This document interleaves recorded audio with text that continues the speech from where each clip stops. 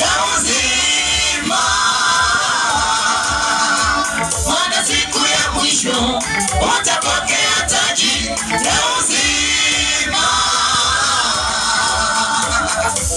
Tazama na baba, tazama na mama, tazama na baba, tazama na mama, maana siku ya mwisho utapokea taji la uzima,